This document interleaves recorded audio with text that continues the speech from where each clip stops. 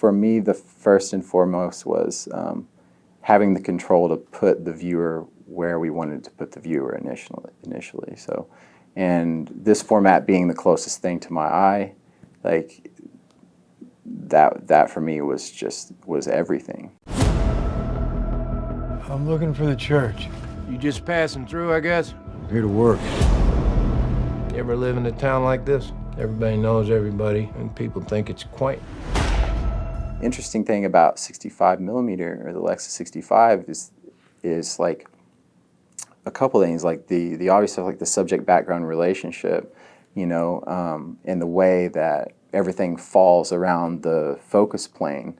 I feel like it really truly is like the most immersive format, you know, even more so than 3D, because it does feel like my eye, and the way things fall off, you know, feels true to me. It feels very natural, you know. So the thing is like in the Michael Shannon's office, you know, his character's office and stuff, those are small rooms, you know, and like the shot where he's like laying on the couch, that's like a 45 millimeter prime DNA, you know, Lexus 65. It doesn't feel forced perspective to me. It feels like just put you in the room. I feel like, especially being the person that was there and shot it and operating and everything, like it makes me feel like I'm in the room with them.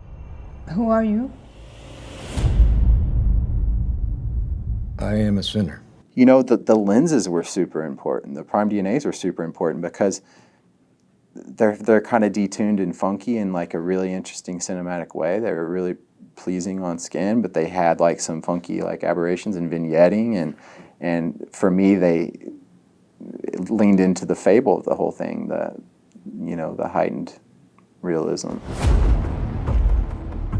Come here, boy! Whose blood is that? I love that 80 millimeter, but Scott loved the 60. We shot a lot on that 60 millimeter. In the prime set, we had 4 primes. We had the 45, the 60, the 80, and the 110. You know, I love to see what we can do with, you know, 3 or 4 lenses. And I like the limitations, you know. That's one thing that I've learned to appreciate with indie filmmaking is the limitations.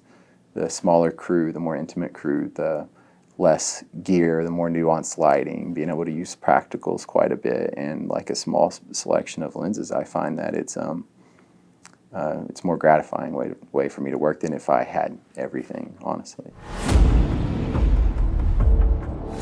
Even though I was once a persecutor and a violent man, I was shown mercy because I acted in ignorance.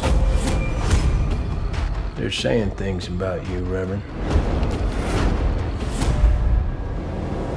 I think the technical side is just a byproduct of what we do. At some point when you become a professional, I think there's an expectation that that all of that just comes with the package, you know. But the thing that I really want to be able to offer as a cinematographer, as a director of photography, is design, and not only design like not only designing because it's cool or interesting shots, but designing to the character's arc.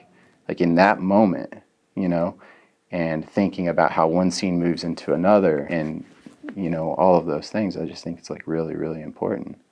And that's what I want to do, and I just don't want to do it any other way.